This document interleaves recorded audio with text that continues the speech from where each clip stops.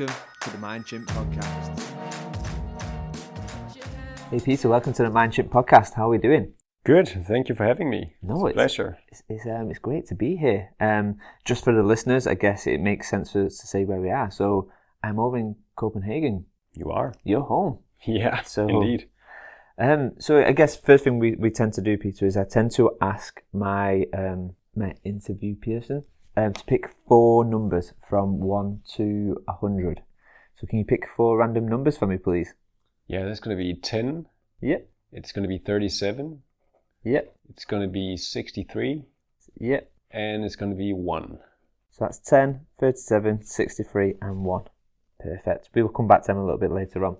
All right. So I tend to ask my guests to come up with a bit of a logline about who they are and what they're about. Can you remember what yours was, Peter? Well, you made me think about this one. So, I mean, I used to be the guy who would run around just calling out bullshit anywhere I could in L&D. I used to be known as that person, and that would probably be my line if you would ask me like a year ago. And now I'm just at a state now, I'm probably growing up, but it's more of a, that doesn't change a thing.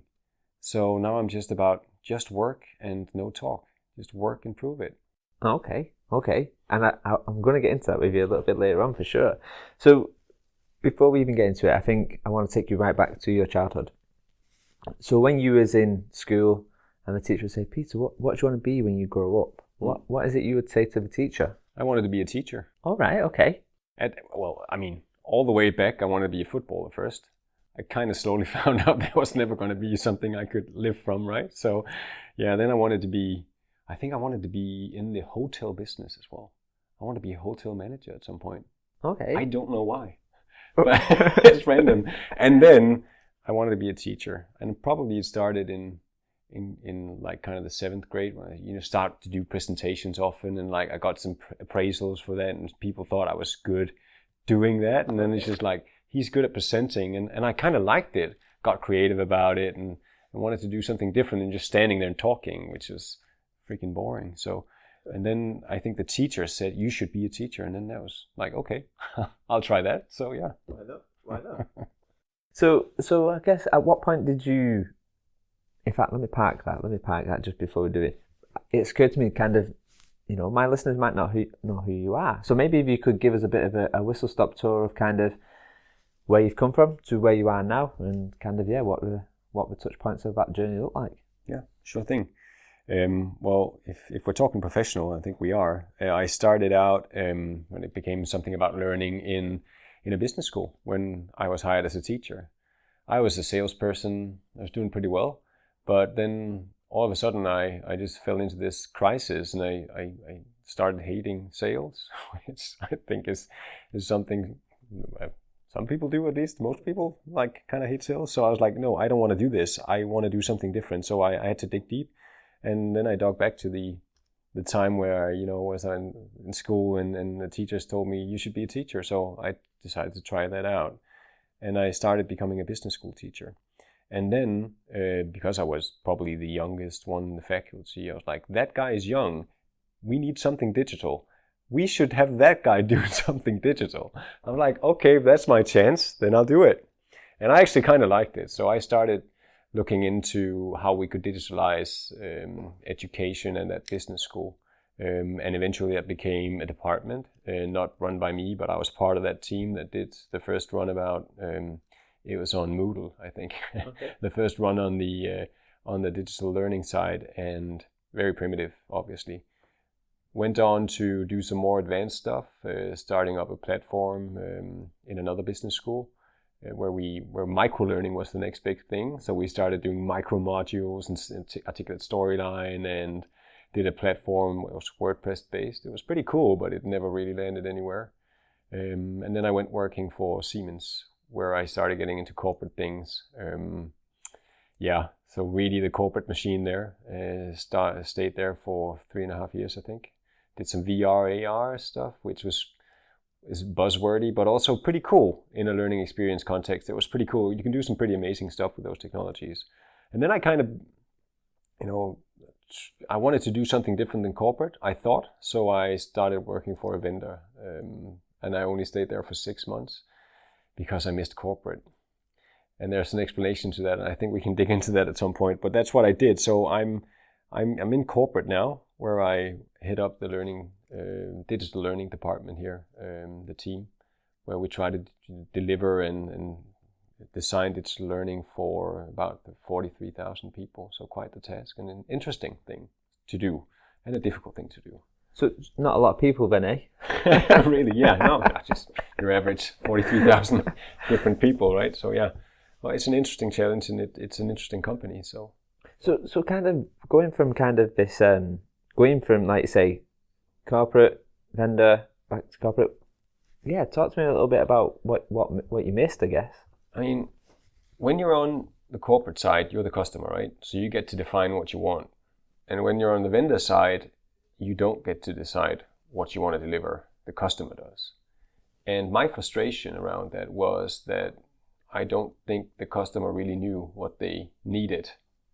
They often just defined what they wanted without having done proper research, having a real interest in doing things, what I would say, and this is very egocentric, I know, but the right way of doing things.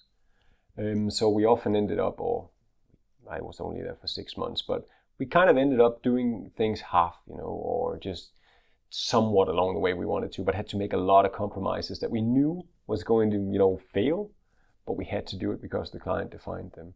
So I'm thinking, that's not for me. I want to go back to the corporate side where I can decide, or I can at least participate in the decision process around deciding what we need and just change the world from there. Because I think that's a lot of it. That is what the customers define as a good thing is a bit far, as I can see it from a generalistic point of view, from the things that they need. It can always be discussed, I'm sure, but I thought that I think that I can do some more good on this side than I could on the other side. I think the vendors are doing an exquisite job. I think they're doing a lot of good things, and a lot of L&D people that I talk to frequently are based in companies, vendors servicing companies or corporates like mine, and they want to do the right thing, but they often end up in a situation where they deliver something they're not proud of or something they know is going to fail. And that's because the customer dictates what the product should be. Yeah. So I want to be on that side. I want to be part of defining something greater. Yeah. That sounds a bit cheesy, but it is. That's the reason. So I went back to corporate.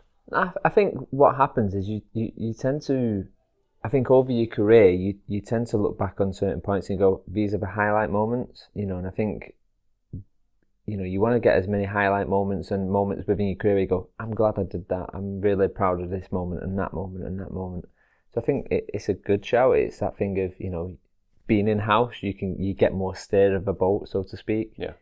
I've worked from a corporate, I've worked in a startup, and obviously I'm a consultant now. And I think each have the values, and I think one can't exist without the other as well. Right. You need the vendors to kind of challenge a little bit and come up with a 70% solution to what a business might be facing as a problem. So I think you need that kind of, black can't exist without white and stuff. So yeah, it's a really interesting one. So kind of talking about the AR and VR, I actually just you recently did an article on LinkedIn about text bullet points within VR. Assuming my listeners haven't read that, can you maybe tell us a little bit what kind of provoked you to write that? Yeah, it's just so interesting because in my previous position in the VR AR company that I worked for, and also in Siemens, basically pretty much all in Siemens, I got presented with a lot of different VR experiences. So I've tried a lot, and more often than not, I get to stand in a situation where I put on the headset. I've got my 2 controllers in my hands, ready to go explore and do. That technology is just magic. You can immerse people into a different universe, and you'll see the behavior while people standing just in an empty room or with something just lying around. They'll start throwing it around. They'll start killing each other. They'll start doing crazy stuff because it's another world where you can do that, right? So you can test and you can train stuff which you can't really do in real life. That's a huge benefit with VR. So what I see is, and that's probably again to the same discussion as we just had, you'll see people, or I'll go in and then I'll just stand and read a lot of text in VR. And I'm like, who did this? Did they try to convert an e-learning into VR? It could be a lean training where you have to read a lot and then you have to watch something happening, and then you might have to point and click at some questions coming up at the screen. It's like, I could have done this on on my laptop, or I shouldn't have done it at all. So VR is not for that. I mean, just don't stop designing stuff that's not for the technology. That's basically it. And you don't want to stand with a headset on. It's pretty heavy and it's warm. You don't want to stand there and just read. Why should you do that? Could you answer that question? Why? No, I can't. I think back to probably one of the best VR experiences I've had. I've had one which is like a true immersive VR, and I've had one which is more like a 360 video, I guess. All right. One of them was about Chernobyl, and it was like walking through that. That was pretty cool. Yeah. That was really. There was a bit where you walk into this swimming pool and you're on the diving board and you're looking down. I was like, whoa, I feel a bit dizzy. I got that kind of. I felt like I was quite high, and then the other one was you walked into an art gallery and you could immerse yourself into the paintings. So you had Mona Lisa and she would be smiling at you and you could engage with. So that's the ones which I really enjoy. It completely take me out somewhere where I can never go in real life. Right. And it throws me into something where I can play. I can be something. Well, I can't be in a normal day to day. Yeah. But I think we see this a lot in L&D where we have something which is the limit. There's no limit to what we can do. Our imagination is our only limit. And the first thing we do, I think, in L&D sometimes is we go, whoa, we need to put some restrictions on this. Yeah. We need to not let them like play and enjoy it. We need to put some walls around this baby quick. Yeah, we need to define what they're supposed to learn, and we need to define what they're supposed to do.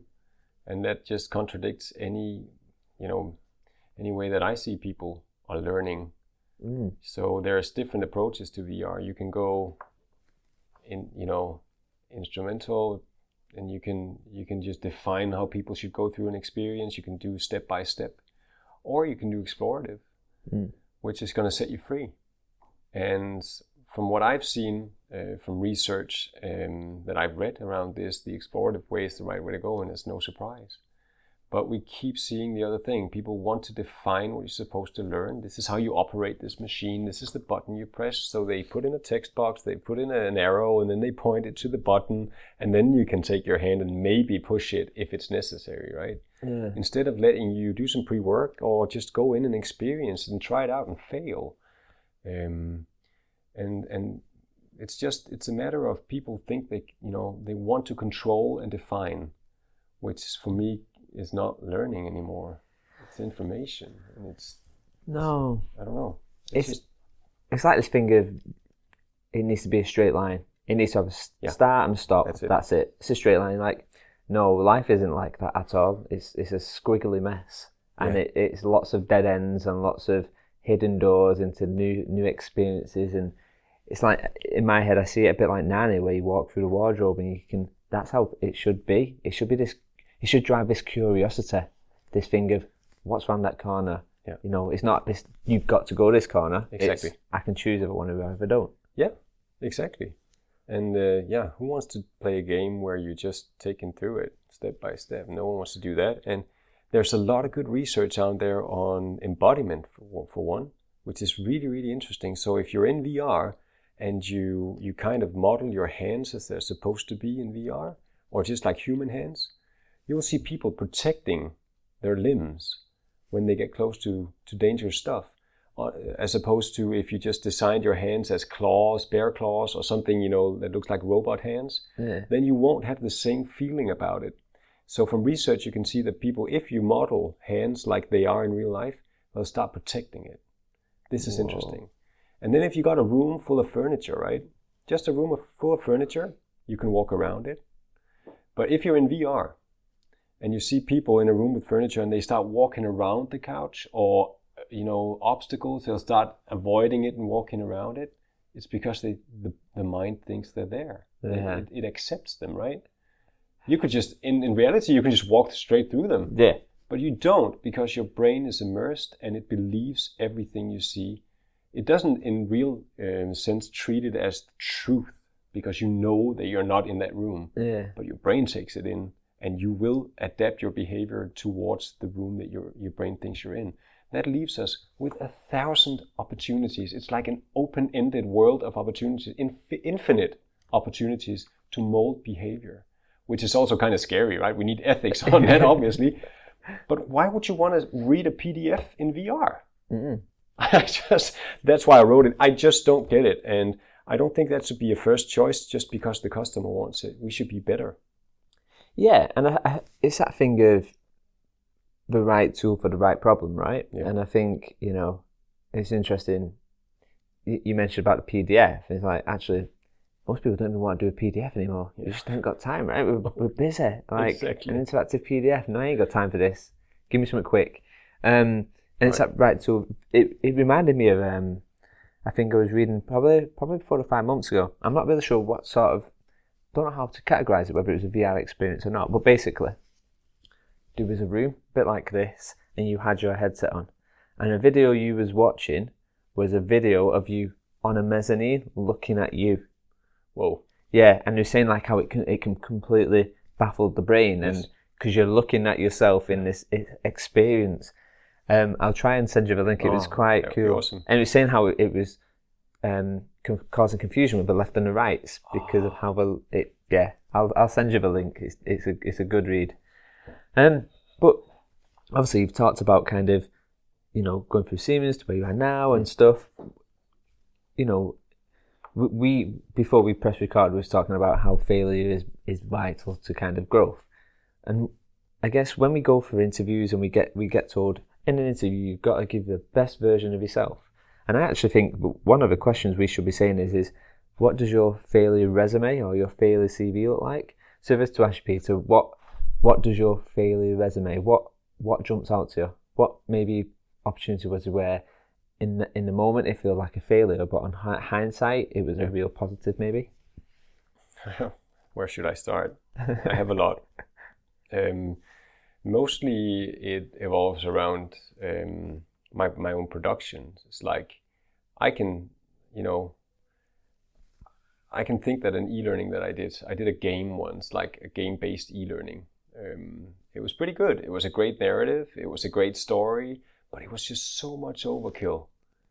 I mean, when people had to take it, it was like, why do we want to be dragged through this? And I'm like, yeah, but the graphics are great and the story is great and everything here is really working. We've done such a good job on setting this up and right. So what we didn't do was user research. We did not look into anyone before we did it. We just thought this would be cool. Mm. And I fell into the trap of just thinking I was a pretty decent designer and this was really working. And it was a huge mistake. I should have never done that. It was for my own sake, and I didn't do any user research. And also, that platform that we did with all the micro-learning stuff, we went into producing articulate storyline packages here and there, and we went kind of overboard in the graphics as well, and just make it look nice, and just the interactions were nice, and we thought people would learn a lot, but we did not adapt it to user behavior at all. That was a major failure. And basically, what I'm chasing right now is to find out what's the solution. How am I going to tackle this? How am I going to do this? Because I'm not at a point, I can definitely, and I've done that on LinkedIn and I've done that in conversations with people. I'm pretty good at trashing things that I think look wrong, but can I make up my own solutions to these things? Mm-hmm. I'm not sure. And I need to prove that to myself right now. So I'm failing a lot right now. I'm really testing out whether I can help people out there with solutions surrounding what you can call digital learning. I'm really challenging whether I'm able to do that right. And I'm just failing all the time right now. I'm still falling into the trap of thinking that something will work and then it won't. Yeah. So we'll kind of mitigate that through design thinking, and we can use all the buzzwords, agile and all that stuff, and go out and test it. But I'm still making mistakes. And I think what I'm coming to a conclusion to every time I learn something, right, is that I probably can't do my job as they described it, because I'm not going to be able to deliver digital learning to 43,000 people in one and make it work. I mean, I think if you're talking learning and digital learning in all, one thing is I can't control when people learn. I can't control what they learn from the stuff that I put out there. But I can definitely just put something out there that I think will work, test it out, try it out, and then learn from that experience and move on. And then if I really want to dig deep with changing behavior and all that stuff, I'll need to go a lot deeper, spend a lot more time, and also be a lot more thorough. And that contradicts the whole argument for digital learning, which is often like, have to be, we can distribute this across yay many nations globally, and cutting costs and all that stuff. Just throwing information out there on a fancy platform, and then that'll change stuff. I just, we have to realize that's a mistake. We cannot do that. It sounds like, your journey the fact that you're going on your personal journey at the moment sounds really, really interesting, actually. Yeah. and I think, there's an area where, not vulnerability, but being honest, and it's really interesting. Just today, I posted a new article out saying the biggest thing before we even get into design is recognizing that your ego is your enemy. Yeah. And that thing of you thinking what is right without the thing what you mentioned, actually going asking the users. I've done it myself. It's like, I know this will work. Exactly. And then you launch it out and you're like, wow, that was shocking. That was really bad. Exactly. Yeah. You learn from it, right? Yeah. You massively. Can still fall into the trap eventually in another setting. It's easy to fall into that, isn't it? And it was interesting. Someone once said to me, the best way to challenge your own bias is when you've designed something, look at it and go, actually, what do I want this to be? What do I want to be successful here? And I said, that's your blind spots. The bits what you want to be successful is probably the things where you've not looked at it enough because you've put your own bias towards it. Yeah. But yeah, it sounds. I think the one thing you've got is a wide audience. 43,000 people, you say? It's a big number. Yeah. When we can't cater to everyone at the same time, but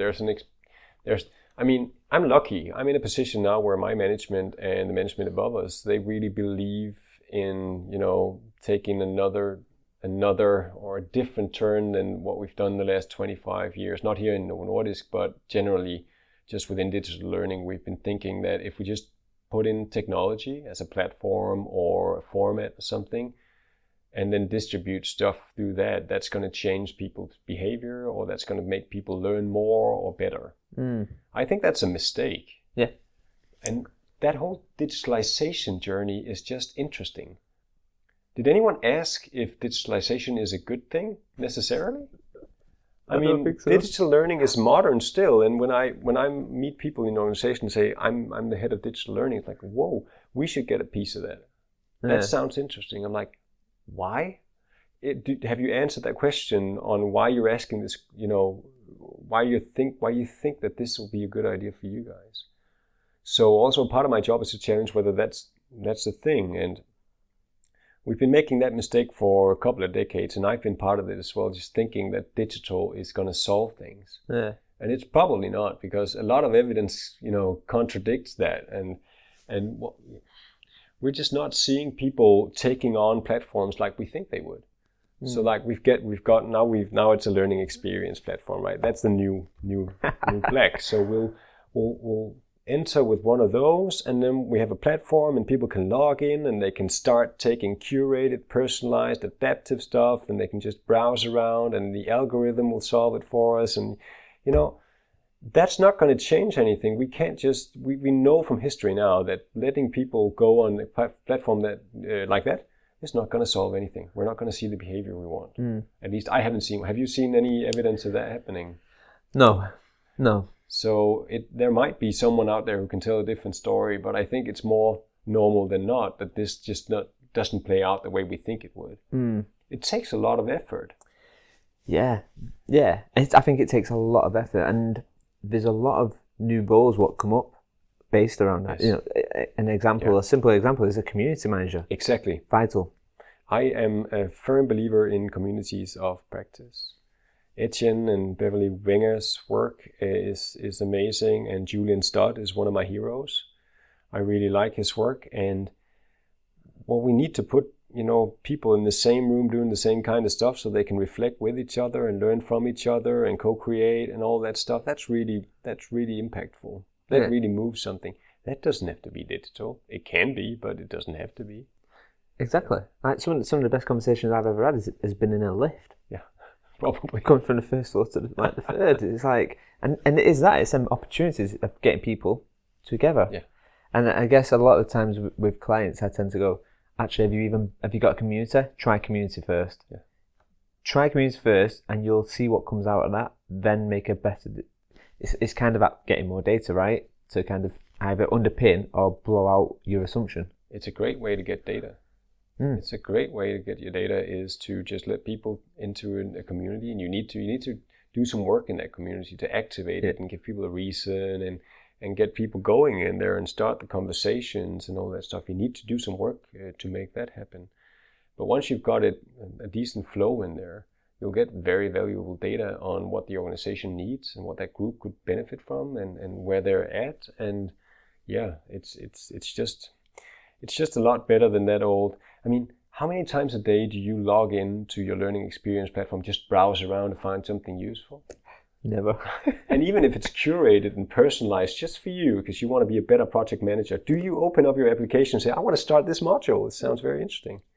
No. No. And it just does not, it's not human behavior. So we keep designing features which have potential, but in real life, we just don't know whether they will work. And I get that people need to sell their platforms to make a living. And I get that if we use them just as they're thought out to be used, that it might be able to work in our organizations. But it's just not human behavior. Yeah. And that's interesting. So I don't know do you have a solution to that? I mean, I know that they need product to market and we need to have something, but I think... So I created a community of around about 100 L&D professionals, WhatsApp community. Yeah. And I created it for a few different reasons, really. And what I'd say is it's, 2 years in now, still thriving community. And that community has changed and adapted to what the people needed it to be. So it's set out to be to what it is now. It's gone through many stages of change because it needs to be whatever the audience needs. My worry is I'm not sure how an LXP does that. I don't know if, we can put quite a rigorous LXP in place, but if our audience needs something in a year's time, and this is kind of where I like Amy Boval's concept of remixing, taking something, being able to remix it and turn it into something what initially might not have been the idea, but actually it fits a problem of what our people are facing. So yeah, I mean, I don't know if it's a necessary problem. I think what we're seeing now is we've seen one end of being everything has to be classroom, then we've gone the opposite end where everything needs to be digital. I think slowly but surely we're coming back from everything needs to be digital, with some of the stuff which you mentioned. But I think, and I know you're a big kind of supporter of this flow of work and the stuff that comes. But maybe you can talk to us a little bit about what that is to you. Yeah. Well, just before we do that, I want to ask you a question. Could you imagine a company, one of your clients or a big company, without a learning platform? Yeah, I can. Can you name one who doesn't have one? No. Would they be better off without one? Well, yeah. I mean, I personally think so. I'm being a bit rebellious here, so I think actually there's an argument to say, would a business be better without the standard L&D team, what we know now? And actually, a lot of times, the first thing I do is I tell people that you've got a LMS in place or a learning experience platform in place, switch it off. Yeah. Switch it off and see how many people complain. I guarantee you no one will care. No, I agree. I fully agree. And that's a painful truth. Yeah. Some wrong decisions have been made throughout this process of getting it. And a lot of hours and a lot of money has been thrown into that black hole.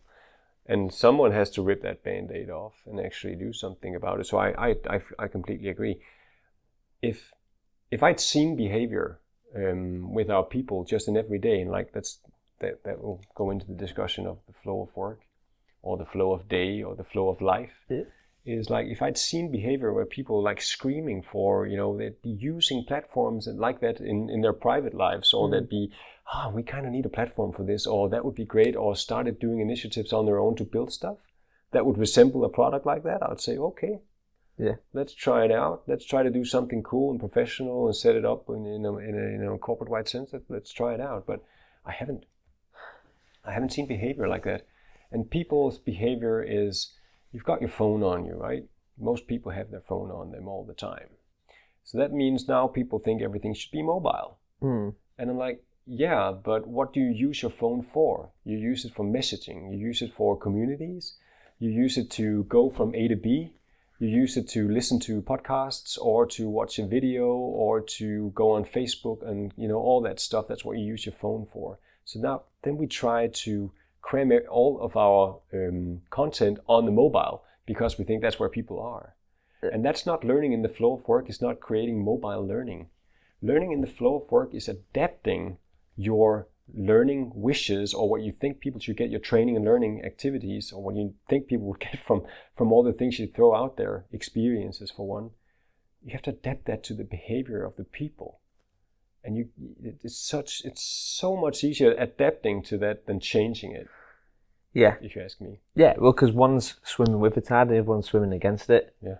And I think it's, I guess I find it tricky, and you know, maybe this is due to the decisions what I made about, you know, people who are higher above us in corporates. But I sometimes sit down and I think, why?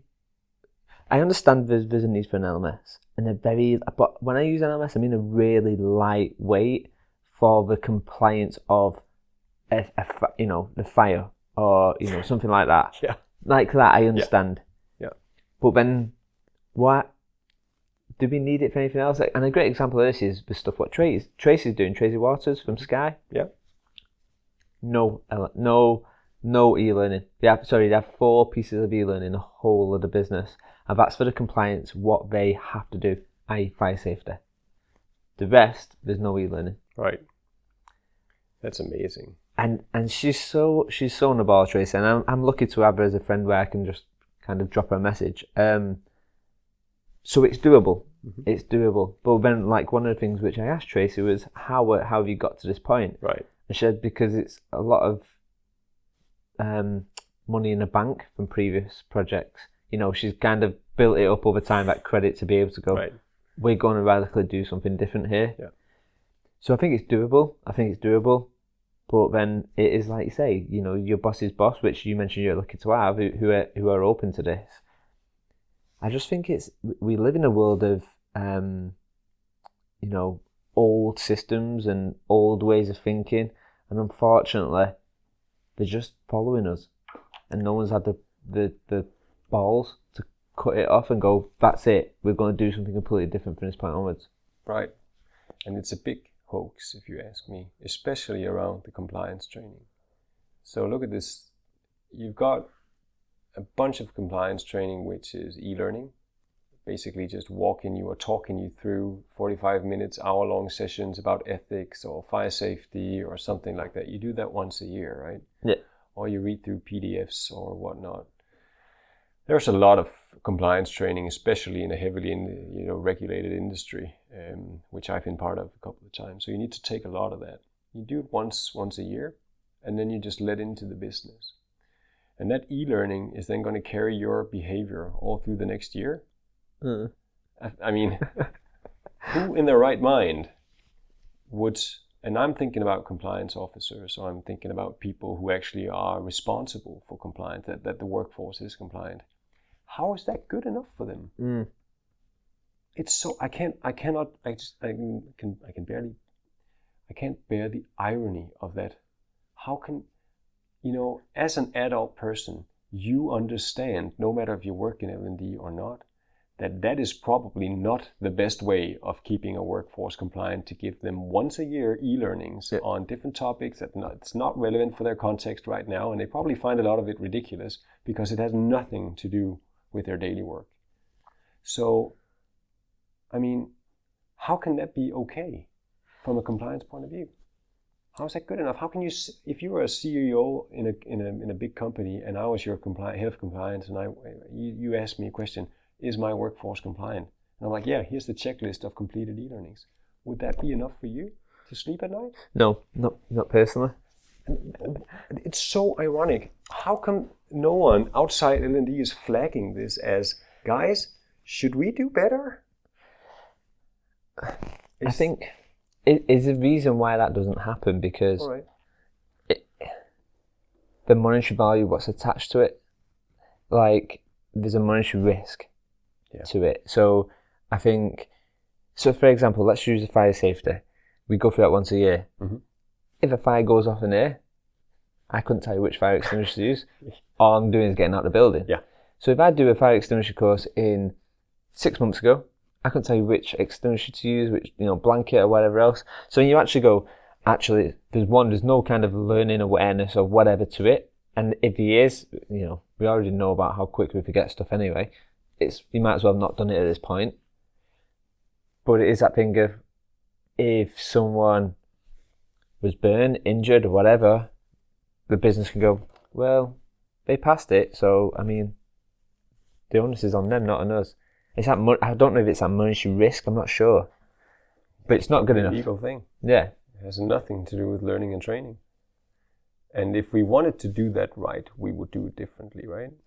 So if you wanted to teach someone or create learning around using a fire extinguisher correctly, how would you go about it? I would give them experiences. Yeah. But I'm massively biased to that anyway. Oh, I know, but it's probably going to work a lot better than giving them an e-learning of, 50 slides where the extinguisher is shown on pictures and people using it and which buttons to choose and which building it's in and how to put out a fire if it's chemical or whatnot. I mean, why, with any knowledge of learning and didactics and anything about human behavior, would we choose a solution like an e-learning for that? I believe, personally, and I might be wrong, that it comes from a cost perspective. Yeah. It's cheaper. And we don't care if it's efficient. And actually, I think that's kind of wrong.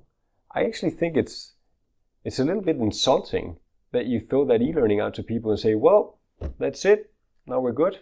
You know where it is now and you know how to use it, and we expect you to know that throughout the next year, and then you can come back and take this wonderful e-learning again. It's like, is that how you keep your workforce safe? Yeah. I mean, I'll be honest with you, I've never really looked at it from that angle. It's not about necessarily the business, it's about keeping your workforce. I've never looked at it and gone, actually, I need to know this because Peter might be in trouble and I need to know which fire extinguisher to save him with, to put out a fire. I've never looked at it like that. I've always gone, my business need me to know this because I've got to get through it as quick as possible and I've got to say I'm compliant. Yeah. I've never really looked at it from the angle of, actually, I need to know this to be able to protect my fellow colleagues. And that's what we're all talking about, right? We're talking about responsibility and accountability for each other. And then we're doing that. It's just, the irony of that is so thick that I think it's interesting. And then we're back to the story about calling out bullshit and then doing something about it. I haven't reached the level yet where I can make a solution for this. I think experiences would be a lot better. But how do you scale that? That's going to be the question from the bosses upstairs, right? Yeah. How do you scale that? Because we only have this few people to create it and we have to scale it across the globe. And how do we do that effectively? Yeah. It's going to cost too much. It's going to be too much of an intrusion into every people or every person's work day. Like you said, we're all busy. So how do we do that smart? And I think that, jumping to the thought of digital and, we can distribute this a lot easier would come to mind eventually, saying, okay, let's make a compromise. Yeah. We just need to do this. And that's where this was born. I just think it's wrong. I'm not sure it's true. But No, I think you're definitely on the money. I think experiences are hard with scale, for sure. It's doable. You just need to think a little bit longer and hard about how you do it.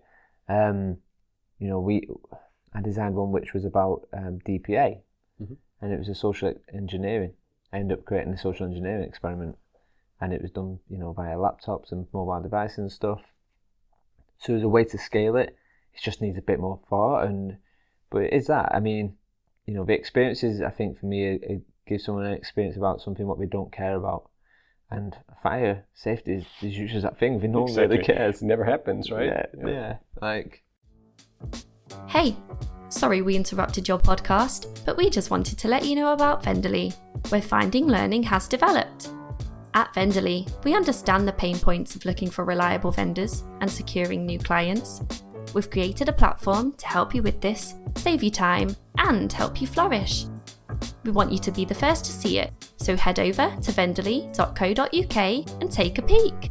That's Venderly with a double N. It's interesting. I remember when I was young, because we were talking quite heavily about like fire safety. When I was young, the local fire service put this thing on for children, and I'm talking like I must have been about 12, 13 years old, so way back.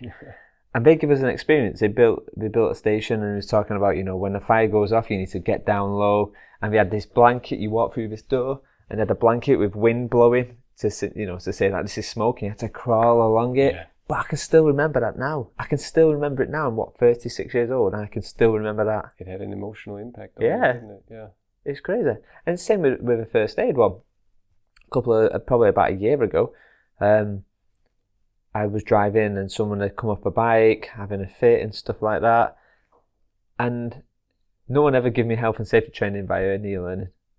And I remembered exactly what to do, even though I've probably my first aid certificate has probably expired at this point. But I can remember how to get them into recovery position. I remember how to check the airways. I can remember stuff because they didn't give me it in an they give me it in an experience. The first aid training what I had was very experiential and kind of, and I could still recall it quite quick. Yep. And for me, that's the power of experiences, like I say, that emotive kind of visual response where it has on you. And how can you digitalize that kind of experience?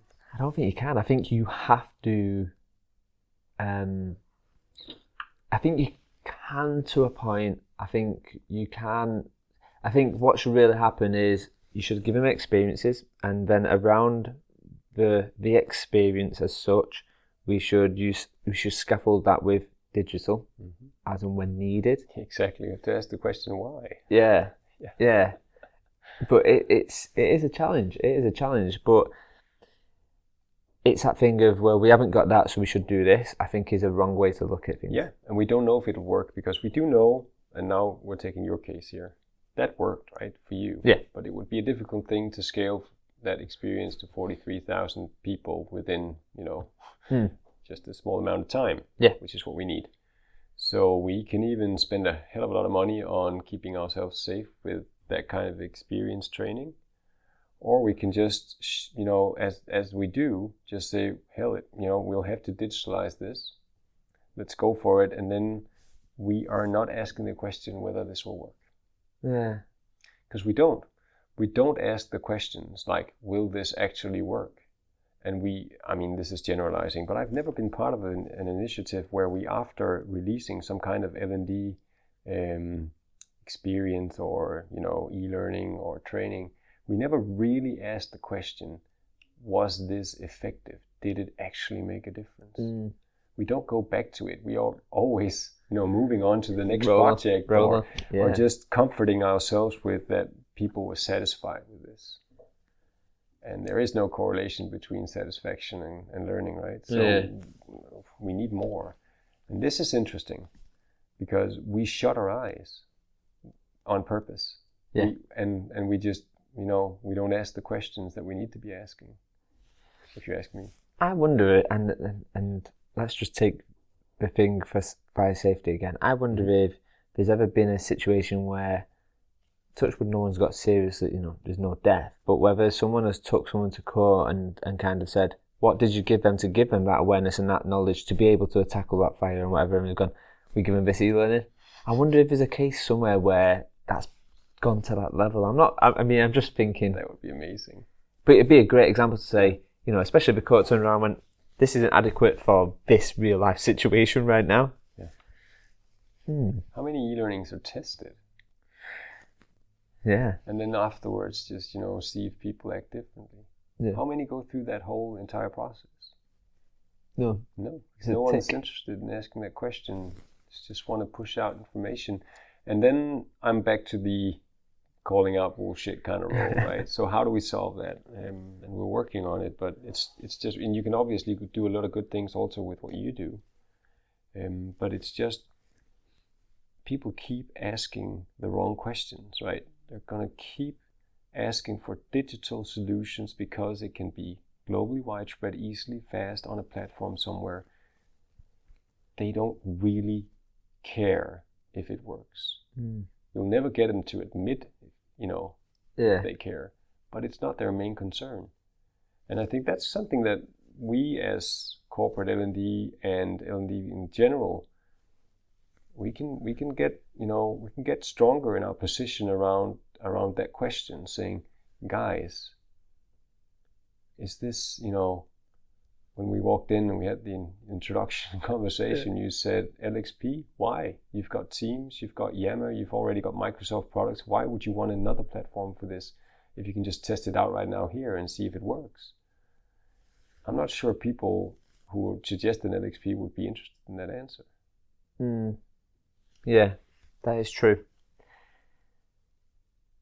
But it's a hard one what sits with you, because you're kind of like, why would you not ask that question? Yeah. Why wouldn't you? Surely that's the first thing you would ask. Yeah, well, if you get the answer is a difficult one, because none of us can guarantee. If you were asked, will this work if we digitalize this and we make it as an e-learning and it goes out to 43,000 people, will it have the same effect? Just try to imagine how much work is in proving that, or just get your head around that whole process of finding out if that was the right solution or testing it or whatnot. It is so much easier. It is so much more system one just to say, well, we hope so, or we think so, or it might, there's a good chance because it has these features and people will use it, it has potential and all that stuff. It's difficult. What we do is not easy, and if we want to do it right, and that, we need to design, deep experiences with a lot of senses being triggered and a lot of different aspects of that has to be very well thought of, right? It has to be carried out very carefully. It takes effort, and it probably also takes longer time and more budget than we have. Yeah. So in my role, I'm not, well, obviously we're going for an XP to test it out, to see what potential it has. But the platform doesn't concern me a lot. What concerns me is our role in getting the platform to work, because there's going to be a lot of work in that. Yeah. And I mean, it's just a tool. So we'll be starting asking, I think, some of the right questions on, does our content work? Does it change anything out there? Can we reduce the amount, as you said about, the Sky thing, can we reduce the number of trainings and e-learnings and SOPs and whatnot that people are experiencing out there, and can we do something good with the right things at the right time? Is what we're trying to, we don't care what kind of format it comes in. Yeah.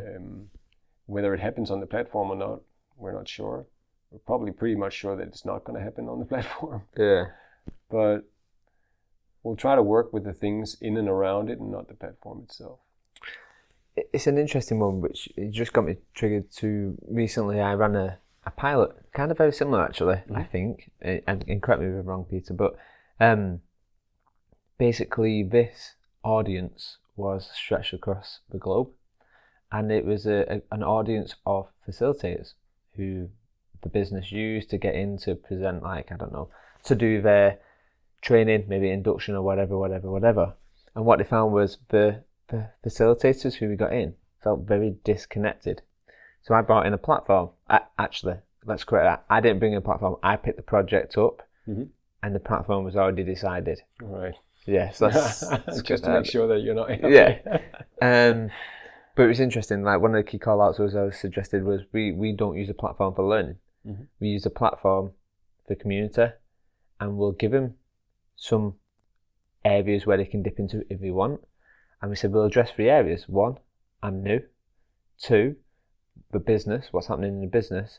And 3, actually, what else can I need to know? And it's up to you. We won't prescribe it. You don't have to complete it. Say if you want it. And I said, fundamentally, this thing, what we've created here, will only work depending on the community manager and an admin. And it was interesting how many roles come up to make that platform successful. We end up having 5 separate roles to do that. And it was interesting, and I don't want to say I predicted it in an ego kind of way, but I said, what you will see from the behaviour of the audience, you won't be able to plan for, because like you mentioned, there's so many things we haven't thought about. And it was interesting how, for example, one of the trainers one of the trainers was like, this is how I prep my room on day one. And we took pictures of the room and like, here's a post over here and whatever, and here's some seat covers and whatever else. This is how I prep my room. And it was that knowledge sharing what became really interested. This is where I go when I'm staying over in I don't know, California. These are the places to go to. These are the places to avoid. Don't go there. Go here. That's what people cared about. That was the thing what we cared about. We didn't care about the other so-called what we thought people needed to learn. They cared about actually how can I make me traveling to California a lot easier and a lot safer. Yeah.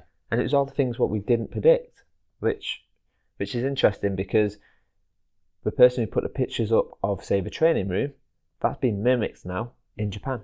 Yeah. And like, that's the power of that, not the learning. The power is the communication. Yes. So I agree.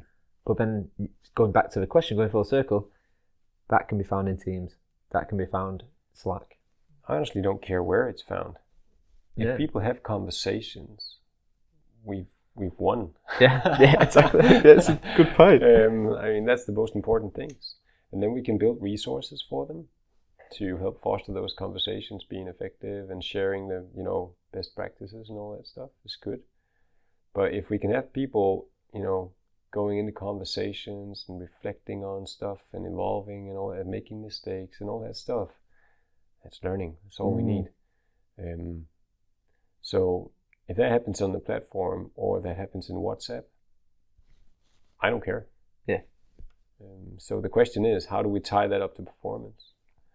Because somebody upstairs is going to pay your your wages. Yeah. And how are you going to justify that as a learning professional?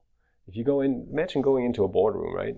And you're saying, well, what's important to me is conversations, right?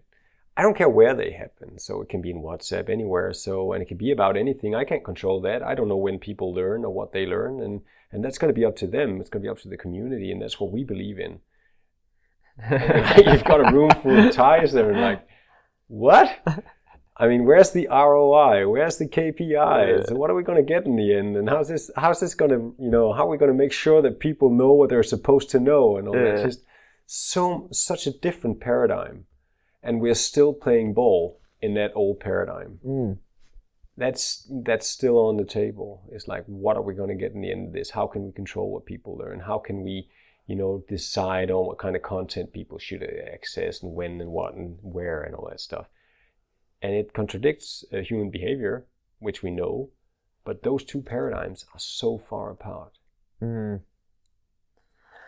It's difficult for me to find out how are we going to bridge that? How are we going to, adapt to human behavior, watch people thrive and learn in communities of practice and just getting on with conversations, sharing that kind of behavior we want in a free environment alongside the corporate machine who wants to define and control. Yeah. And justify. Exactly. Justify.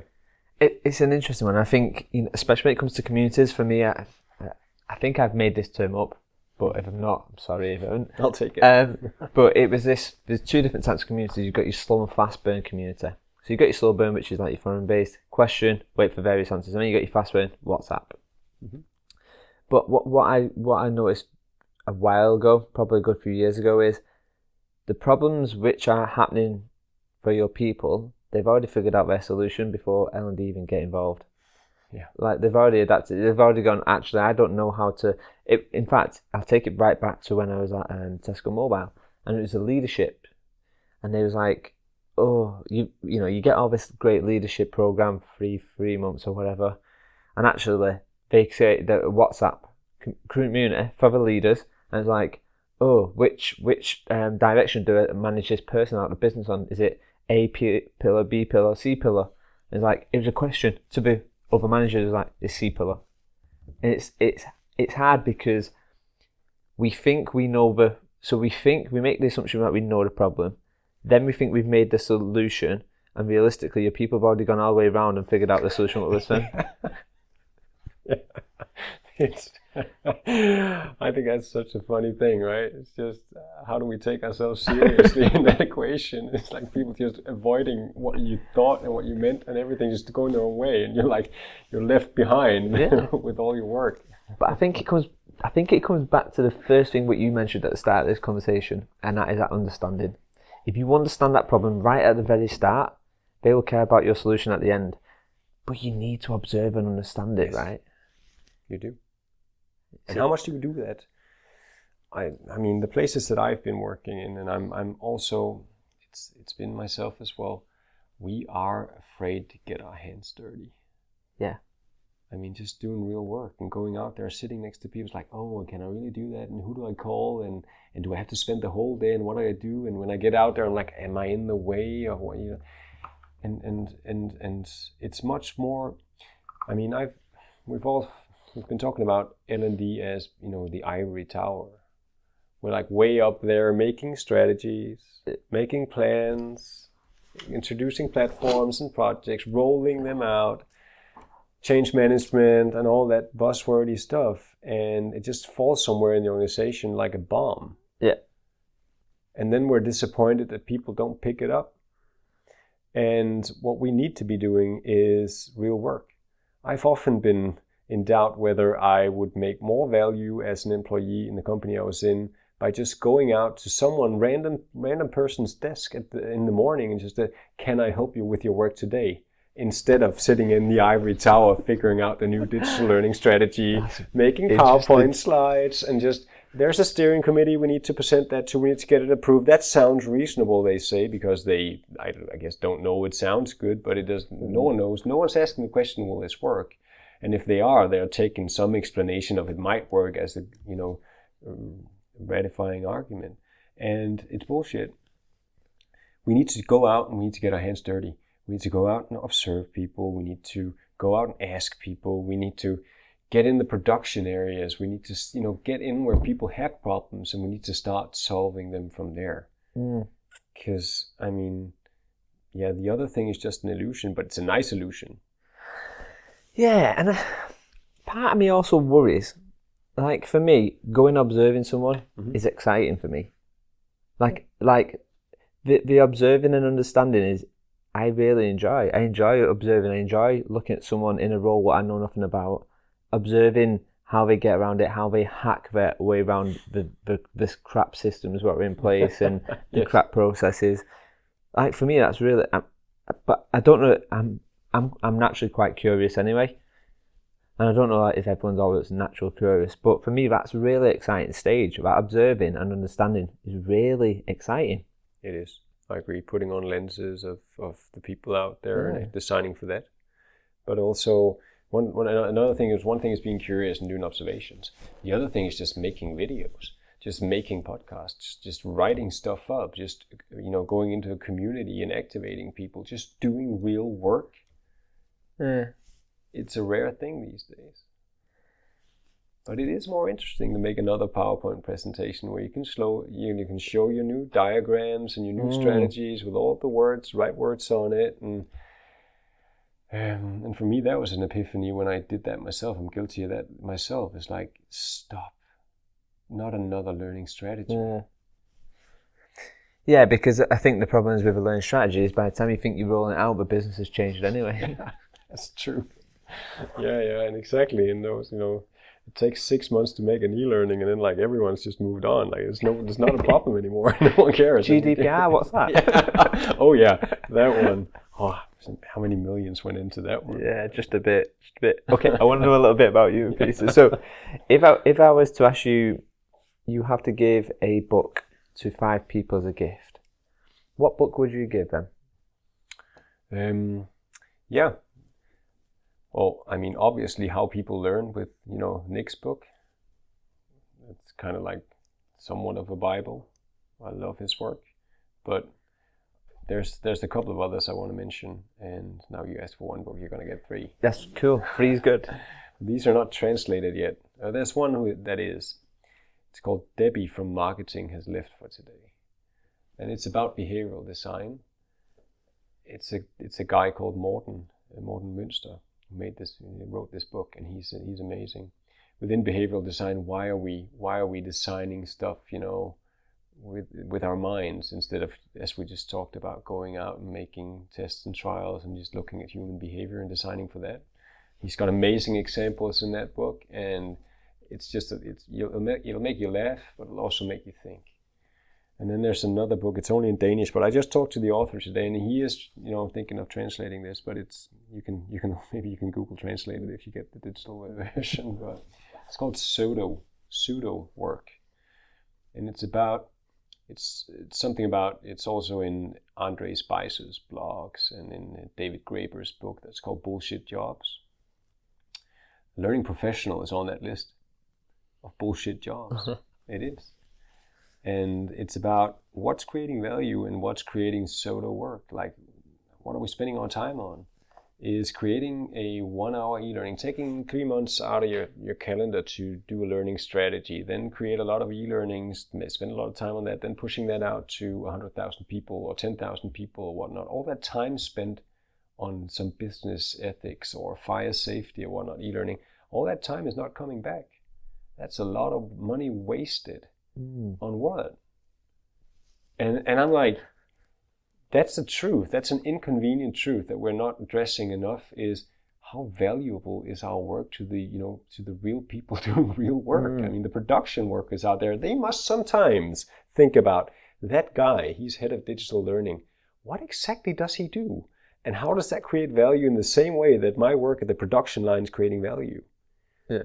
We need to think hard about removing stuff that has no value. A lot of PowerPoint presentations and meetings can be avoided, right? Mm-hmm. Internally. It's like we spend so much more time, like 4 times more time we spend on internal presentation instead of external towards the customers. So, I mean, just imagine the time that we could save from not doing ridiculous redundant work in our workplace. It frustrates us. It gives us the bore out, and it's just unnecessary, and it could even lead to and that's what they suggest, all these authors talking about bullshit jobs and pseudo work, is just take a day off for reflection and focus, and upskill yourself or whatnot. Just the company should invest in that instead of having another steering committee meeting with another useless PowerPoint, something that has to be updated on something that never gets anywhere. So I love that book, and start out with the David Graeber one with Bullshit Jobs. That would be a good epiphany for some people. Oh, nice.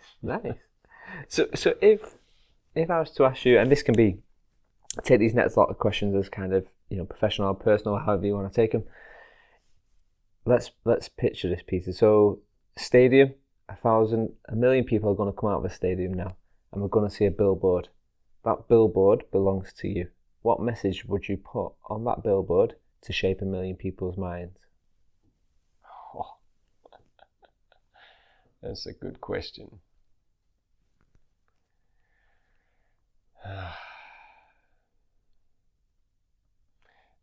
Go talk to someone you don't know. Okay. Do you want to elaborate? The key message for me is, and it doesn't even have to be someone you don't know, but that's always a good learning experience. But conversations, mate, that changes things, that changes mindsets. People you follow recommend something for you. That's what you go see. That's what you go, if I recommended something to you, for you, and I was a trusted someone for you, you'd probably go and see it or read the article or whatnot. That's what we do in social networks. That's what we do in workplaces. We look at the people we want to be, or we want to, we're inspired by, and we do what they do, or we follow what they follow, and we have conversations where we start reflecting and start questioning our own views, and putting nuances to what we think was real, and then we evolve. It's through conversations. Yeah. And we're afraid of having conversations sometimes, especially with someone we don't know. We could benefit a lot from that. And yeah, I'm a firm believer in conversations. That's all. Cool. Okay, taking you back to your childhood again. Can you remember the first time you ever got in trouble? And yeah, what did you do? So many things. I remember one situation. this is embarrassing. Thank you for ratting me out on this one. But okay, I was 5 or something like that, just not very old, right? And we went to, I had a twin brother, and we always played with the other kids around the block, right? And we went to this, one of our friends' house there, and we sat in the basement, and he was younger than we were, right? So there was money lying around there in the house. Not a lot, right? But there was money lying around. We knew what, money was, and he obviously did not. So we were like, we can trade in some useless stuff that we find somewhere in the forest for money. So we walked out of there with money, and we thought we were pretty smart. And this 4-year-old, he's got his, I don't know what it was that we found, wood or something in the forest. He was also pretty happy. So everyone was happy, right?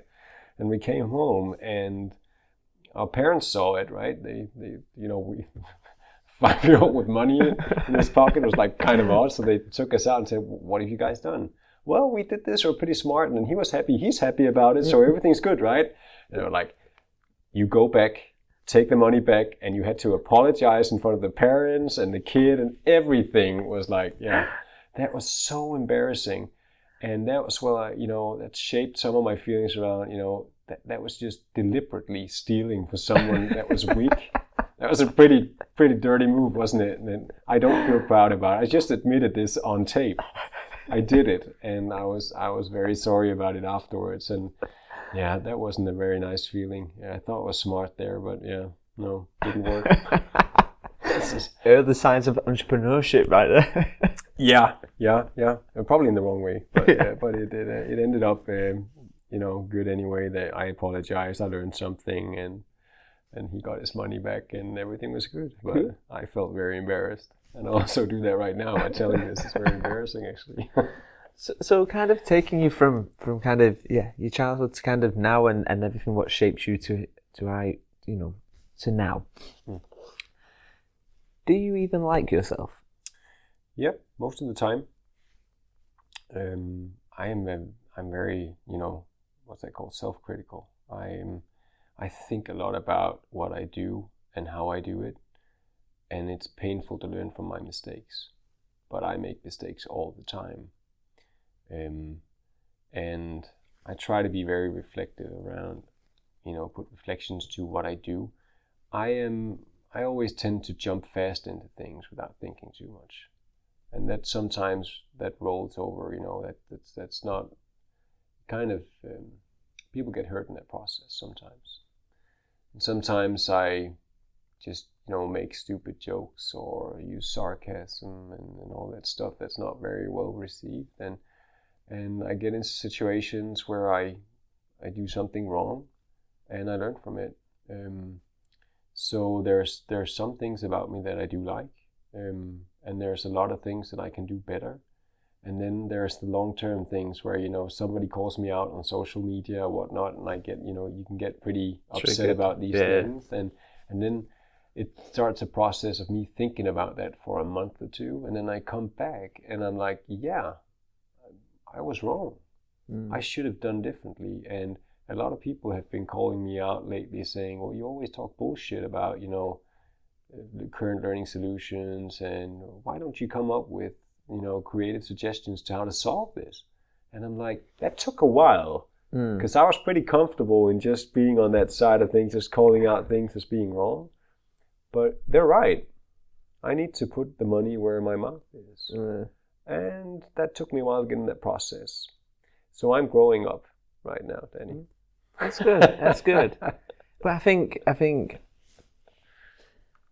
that's natural progression, though, right? Like it is easy to be here and kick everything. And we spoke a little bit before this about how I kind of realised a while back about how I was doing the same with e-learning. And like, it's probably not. I've said my piece about that, and to keep saying it, kind of Nick is always the first person to say this, is like, you run the risk of sounding like a grumpy old man. And I'm like, I am a grumpy old man. I'm not afraid of being a grumpy old man. I think it has its place. Yeah. I think someone has to call these things out. But I think, as you said yourself, at some point it gets uninteresting. It's not really interesting anymore to listen to that. It's just solve it instead of keep saying it's wrong. I mean, and I think they're right about that. And I also think I listen a lot to what Mark Sanders does and says, and I'm very inspired by him. I hope he knows, but being kind instead of judgmental and just trying to find something positive instead of calling out things as negative, it's just so much more rewarding. Yeah. And I'm slowly turning around.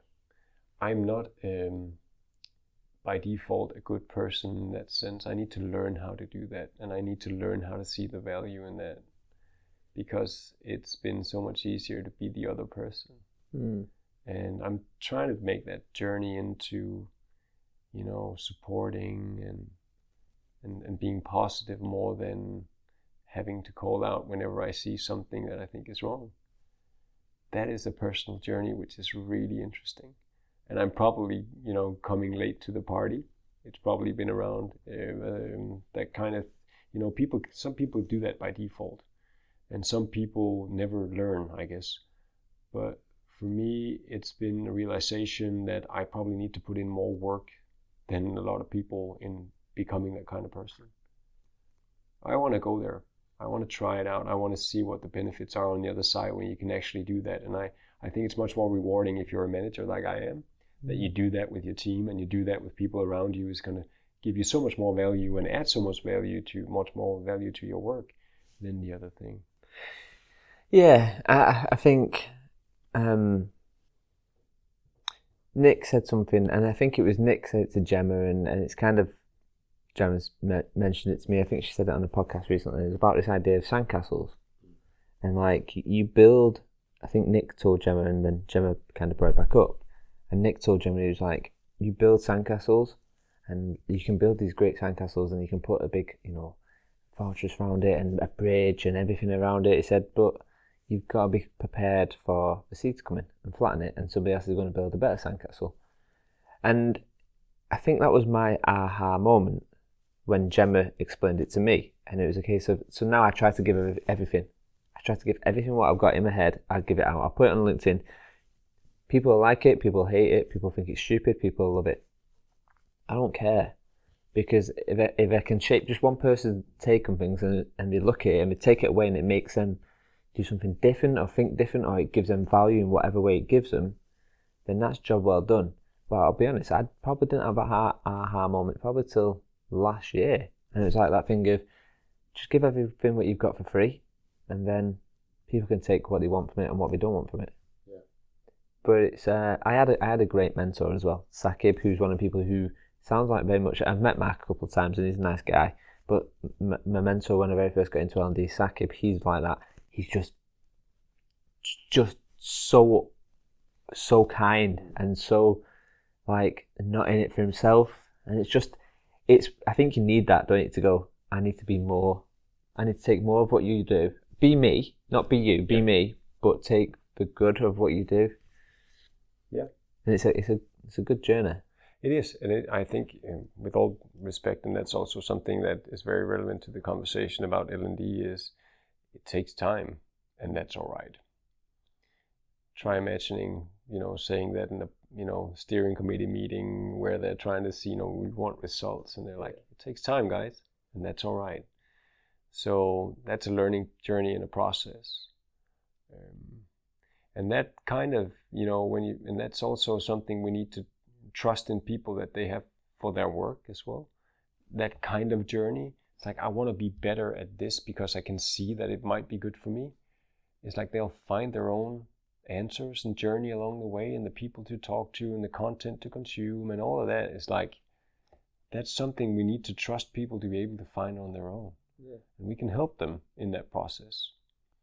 But we cannot define it. And we can't do it like, we can't define the amount of time they're supposed to spend on it either. So trust is also a huge issue. Yeah.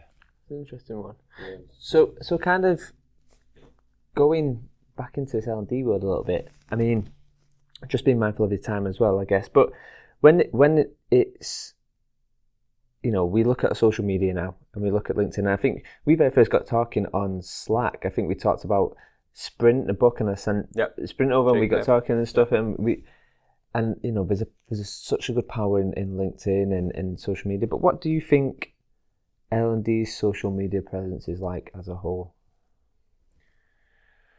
Oh yeah, well, I mean, I'm mostly on LinkedIn, so I'm not posting as often as I used to, also based on what we just talked about, but I think it's very divided. I think there's a huge echo chamber of people wanting to do the same thing, the good thing in L&D, and having a difficult time breaking out of the machine that it is, maybe being a little bit impatient about stuff. And then there's also a huge amount of people in L&D who is pushing the agenda of more LMSs, more LXPs, more e-learning and all that kind of stuff, where you kind of can get a little bit frustrated with where they are, and where I am really working on trying to treat it with kindness and openness. They might be right, not sure they are, but I mean, I have to keep things open, right? So I think it's a very divided environment. But there's a lot of good things coming out of it, and oh my God, there's a lot of good people out there working in L&D who wants to change things and do things good and, you know, do the right thing. Some are struggling, some are doing great things. I think there's a lack of good stories around people succeeding with the solutions that we have available, and good cases around something that really, really worked. There's a lot of good intentions and a lot of good ideas, but I would love to see more like this really worked. Yeah. And I know that's difficult, but I would love to see more of those. So kind of going back to LinkedIn, who's and take this as 4, but if more come to mind, feel free, Peter. But who's are 4 people you recommend everybody should follow in L&D? Yep. Well, you can't really follow one of them anymore. It's Matthew Ash from MediaSue. He just deleted his LinkedIn profile, I think, for kind of some of the same reasons we've been talking about. But he's such a skilled dude. I mean, I always listen when he talks. I always listen. Then I would recommend following Laurie Niles-Hofmann as well, with her data-driven learning design and all that. She's just pure reason. I mean, she's the real deal. I would recommend following the guys from Filtered, so that would be Mark Sausanders, Toby Harris, James Tyers, Vinit Patel. Great people, awesome people. Yeah, and yourself? Hey? Yeah. Oh, okay. I also follow you and what you do. What you see, I'd also recommend people to do that. They will do anyway. They're on the podcast, right? So they might need someone new. I don't know. Or if we're still in the same echo chamber. And then I also follow Nick's work as well. And that's spread out because everyone likes his stuff. And I see that a lot. So that's also good. And I find someone niche, maybe, Julian Studd does not get enough attention with his sea salt learning. I mean, I know some of the stuff might be untraditional or a little bit, on the weird side sometimes, but he's amazing. If you read his work and if you just have a conversation with him, I mean, yeah, I would find time for him any time of the day. So, yeah. Cool. Okay. So where can people find you? Well, you can add me on LinkedIn. You're not going to, hear a lot from me, but if you start a conversation with me there, that would be the best place. Probably also the only place. I'm not on Facebook. I'm not on, I'm not on Slack. I don't really use it anymore. LinkedIn is the only thing that sticks. Yeah, find me there. Okay. So I guess right at the very start, I asked you what when a teacher asked you what you wanted to be when you grew up, and you mentioned a teacher and a footballer. Mm-hmm. But obviously, as you know, Peter, we never really stopped growing, and so if I was to ask you now, Peter, what do you want to be when you grow up? What would you say now? A pirate. A pirate? Okay. You know what? When I get older, I've got 2 kids now, 3rd on the way, and when they grow up and have kids, I'm going to have grandkids on my lap. what stories am I going to tell them? Am I going to tell them that I was in an office doing learning strategies with digital learning for all my working life? Is that the story I want to tell them? No. I want better stories. And you know, a pirate, they tell the best stories, right? I mean, yeah, there's something to that. I was reading books when I was little, like, you know, these great adventurers and all that stuff. What happened to people? They're stuck in an office 8-10 hours a day. Yeah. I think we lose it, don't we, as children? Well, we shouldn't lose it, but I always go back to certain films, which takes me back to my childhood. Goonies is a prime example. It's the perfect movie. Yeah. I love that movie. Because it has everything. It has adventure, curiosity, risk, and treasure, and whatever else. And I think one of the biggest worries that I see when we grow up now is that we assume that adults can't be children anymore, and that's scary. Yeah. I don't know if it's a midlife crisis for me. Might be. But the next thing I'm going to buy is a skateboard. Yeah? Yeah. I've never tried it. I'm like, this is not satisfaction. It's not sitting in an office 10 hours a day. I mean, we need better stories. Awesome. So I guess right at the start of the session, I should pick four numbers. Session, right, the podcast. And your 4 numbers are tied to a random list of items.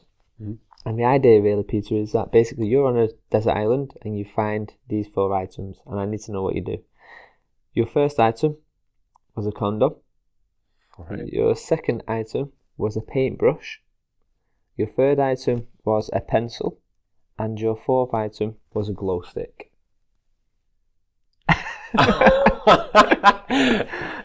And I'm on a desert island. Yeah. What do you do on 4 items? Oh man, that is all right. That's an artwork right there, right? Because I have a lot of time, so I'm probably just gonna blow some air into that condom, and then I'm gonna paint it with whatever as comes to mind over a couple of days. I'm gonna put the glow stick inside the condom as in the balloon, and make an artwork so you get light from the inside. Break it when it's gonna be a coordinated design. It's gonna be difficult, and then I'm gonna make it if I can airborne somewhere where someone can see it if they want to pick me up. They know it's a strange guy living here, but also a very artistic dude. I don't know. It's an artwork to me. Yeah. Yeah. Beautiful. Well, Peter, it's been an absolute pleasure. Thank you very much for coming on the show. Thank you for having me. I hope some of this makes sense for you. Yes, it definitely did. I really enjoyed it. I'm sure my listeners will. Cheers, Peter. Cheers.